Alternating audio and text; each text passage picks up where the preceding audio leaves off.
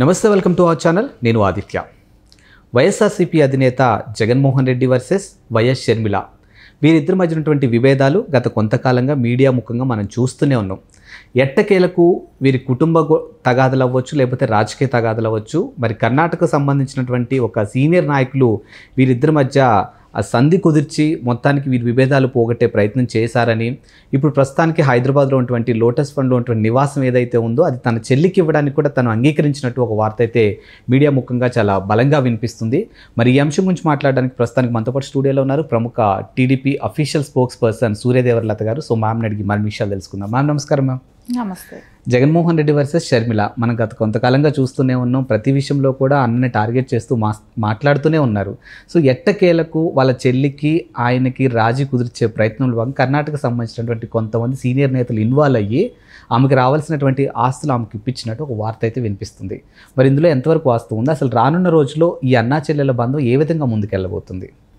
అంటే జగన్మోహన్ రెడ్డి ఏ విధంగా అంటే అందితే జుట్టు, అందకపోతే కాళ్ళు అన్నట్టు ఆయన ఎప్పుడు అలాంటి ఇది చేస్తూనే ఉంటాడు. కాబట్టి మనకు అందరికీ తెలిసిన విషయమే. ఎందుకంటే ఇక్కడ షర్మిల గారు చాలా వరకు ఫైట్ చేశారు.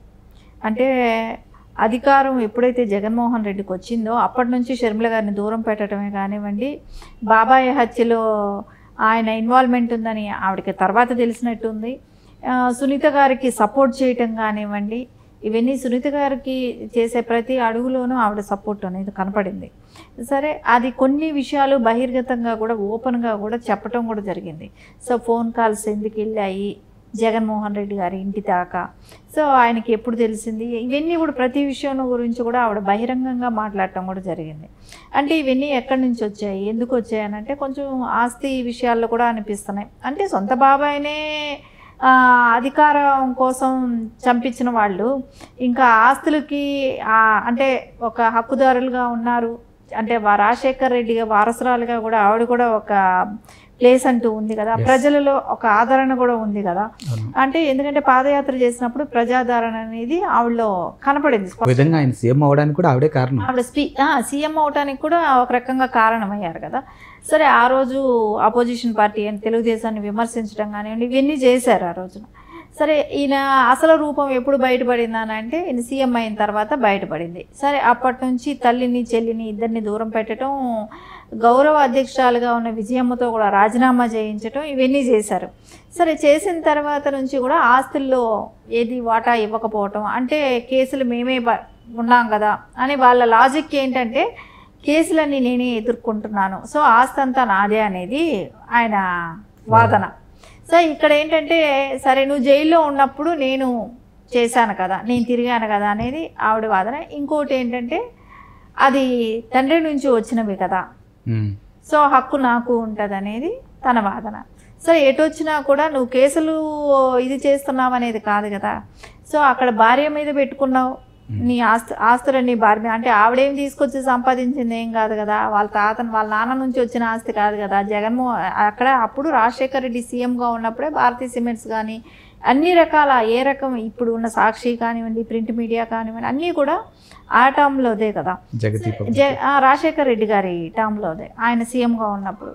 సో అన్నిట్లో వాటా కావాలనేది అయితే ఆవిడకు ఉంది. సరే, దాన్ని ఇవ్వటానికి ఈయనకి ఇష్టం లేదు. ఇంకోటి పేరు ఒకటి వస్తుంది, ప్రజలలో ప్రజాకర్షణ ఉంది. రేపు పొద్దున ఈయన జైలుకి వెళ్తే భారతీ గారి కన్నా కూడా షర్మిల గారికి అవకాశాలు ఎక్కువ ఉన్నాయి. రాజశేఖర్ రెడ్డి బిడ్డగా కానివ్వండి, ఆల్రెడీ ప్రజల్లో తిరిగి ఉన్నది కాబట్టి. సో ఇది భారతీ గారికి కూడా సహించకపోయి ఉండొచ్చు అప్పుడు. సో అందుకని ఖచ్చితంగా డివైడ్ అయిపోయింది, ఫ్యామిలీని కొంచెం దూరం జరిగారు. సో భారతీ గారి ఇన్ఫ్లుయెన్స్ అనేది అక్కడ బాగా పనిచేసింది కూడా జగన్మోహన్ రెడ్డి విషయం. సరే, ఇప్పుడు ఏంటంటే ఆయనకి అధికారం కోల్పోయాడు. ఇప్పుడు ఏదో ఒక రాష్ట్రంలో అండ అనేది అవసరం. సో ఇక్కడ తెలంగాణలో అండ దొరకట్లేదు. బెంగళూరులో మకాం పెట్టాడు. బెంగళూరులో అంటే డికే శివకుమార్ గారు కానివ్వండి, ఆయన ఫ్రెండ్ కాబట్టి అక్కడైతే ఆయనకి వెసులుబాటు ఉంటుంది కాబట్టి, సో తాడేపల్లి నుంచి ఎప్పుడు ఇంకా అక్కడికి వెళ్ళటం, బెంగళూరుకి వెళ్ళటం, యలహంక ప్యాలెస్లో వెళ్ళటం, అక్కడ మకాం పెట్టడం, ఆ కాంగ్రెస్ పార్టీ వాళ్ళందరినీ భోజనాలకు పిలవటం, పార్టీలు ఇవ్వటం, ఇవన్నీ చేస్తూ ఆయనకు కావాల్సిన పనులు నడిపించుకోవాలనేది ఒక ప్రయత్నం.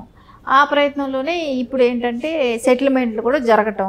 సరే ఏది ఏమైనా కూడా అక్కడ వరకు తెప్పించింది షర్మిల గారు.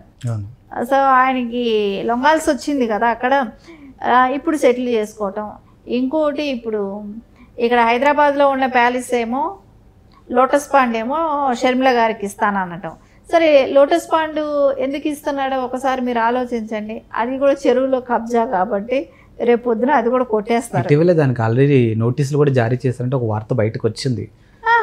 ఇప్పుడు షర్మిల గారికి ఇస్తాను అనటానికి కూడా అది ఎలాగో కూల్చేస్తారు. సో నేను ఎందుకు దాన్ని పెట్టుకోవాలనే ఆలోచన కూడా ఆయనకు ఉంటుంది. అంటే ఆయనకి కానప్పుడు అది పోతుందన్నప్పుడేగా ఇస్తున్నాడు.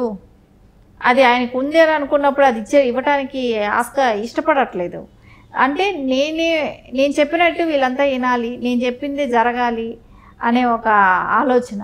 సరే ఈరోజు ఇప్పుడు ఆస్తుల సెటిల్మెంట్ అయినా ఏదైనా కాంగ్రెస్ పార్టీ పంచన వెళ్ళాలనే ఆలోచనలు అయితే ఉన్నట్టే కనపడుతుంది ఇక్కడ జగన్మోహన్ రెడ్డి. అంటే ఇప్పుడు ఏదో ఒకటి సెంట్రల్లో సపోర్ట్ కావాలి. సో తెలంగాణలో రేవంత్ రెడ్డి గారితో సఖ్యత లేకపోబట్టా తెలంగాణకు రాలేకపోతున్నాడా? సో అక్కడ కర్ణాటకలో సఖ్యత కుదిరింది. సో అక్కడి నుంచి ఆయన కాంగ్రెస్లో లాలూచి పట్టడం, ఒక పక్కనేమో బీజేపీతో అన్నట్టు. అంటే ఏదైనా ఓపెన్గా చెప్పి చేసే పని కాదు జగన్మోహన్ రెడ్డిది, అంత ఇంటర్నల్ అనమాట. సో ఆయనకి కావాల్సినప్పుడు ఏ పార్టీతోనైనా మద్దతు ఉంటుంది అనమాట. అంటే ఆయన ఉద్దేశం ఏంటంటే నా దగ్గర రాజ్యసభ సభ్యులు ఉన్నారు కదా, సో నేను చెప్పిందే జరుగుతుందని ఒక ఆలోచనలో బీజేపీని డిమాండ్ చేసే దీనిలో ఉన్నాడు. కానీ ఇప్పుడు ఆ రాజ్యసభ సభ్యులు కూడా అటు వెళ్ళిపోతున్నారు, అన్ని పార్టీలకి వెళ్ళిపోతున్నారు. సో కొంతమంది తెలుగుదేశంకి వస్తే కొంతమంది బీజేపీకి వెళ్తే ఇలా మారిపోతున్నారు. సో ఇప్పుడు అక్కడ కూడా అది నిలిచే అవకాశం లేదు. కాబట్టి ఇప్పుడు కాంగ్రెస్ పక్కకు చేరినట్టే కనపడుతుంది. కాంగ్రెస్లో ఉండి కాంగ్రెస్ నాయకుల్ని కర్ణాటకలో మంచి చేసుకొని వాళ్ళ త్రూ ఇవన్నీ సెటిల్ చేసుకున్నట్టే కనపడుతుంది. అండ్ మీరు అన్నట్టు ఒకవేళ ఇప్పుడు ఏదైతే ఆయన కాంగ్రెస్తో సఖ్యత కోసమే వాళ్ళతో డీలింగ్స్, ఈ అంతర్గత చర్చలు ఏవైతే జరుపుతున్న తరుణంలో మరి మళ్ళీ అన్నా చెల్లెలు ఒకటే ఛాన్సెస్ ఉందా మేడం? ఎందుకంటే ఆవిడ ఆల్రెడీ కాంగ్రెస్లో ఉన్నారు. మరి ఒకవేళ కాంగ్రెస్కి వెళ్తే మళ్ళీ వాళ్ళిద్దరు ఒకటే ఛాన్సెస్ ఉందంటారా? అంటే ఇక్కడ రాజకీయాలు ఏమీ మనం చెప్పలేము కావాలి, అవ్వచ్చు అవ్వకపోవచ్చు కూడా. ఎందుకంటే అయితే ఆయనకి ఫస్ట్ ప్లేస్ ఇస్తారా? ఎగ్జాక్ట్లీ. సో తనకి అప్పుడు రాజకీయంగా తను వెనకబడుతుంది. సో తను ఇన్ని సంవత్సరాలు ఫైట్ చేసింది. సో తను రాజకీయంలో ఒక స్థానం కావాలని పోరాడింది. అలాంటప్పుడు నేను అనుకుంటే సెంటిమెంట్గా ఆలోచించదు. ఎందుకంటే సెంటిమెంట్గా ఆలోచించిన టైం అయిపోయింది గతంలో. ఎందుకంటే ఆలోచించి తన సెంటిమెంట్గా చేసినప్పుడు ఒకసారి దెబ్బతిన్నది కాబట్టి ఇప్పుడు ఇంకోసారి దెబ్బతినే ప్రసక్తి అయితే ఉండదు. ఎందుకంటే ఎప్పటికప్పుడు ఆవిడ ఇప్పుడు వరదల్లో కూడా చూడండి, నారా చంద్రబాబు నాయుడు గారు ఈ వయసులో ఆయన వచ్చి ఆయన పనిచేస్తున్నారు అని చెప్పి అంటే గతంలో నువ్వేమీ చేయలేదనే కౌంటర్ ఇచ్చింది. అంటే ఇక మీదటి మటుకు నేను అనుకుంటున్నా జగన్మోహన్ రెడ్డికి అయితే సపోర్టింగ్గా అయితే ఆవిడ ఏ రోజు రాజకీయాలు ఆవిడ తగ్గిపోయి ఆయన్ని పెంచాలనేది అయితే ఉండదు. ఆయన ఎలాగో జైలుకి వెళ్తే మటుకు ఖచ్చితంగా ఆ స్థానంలో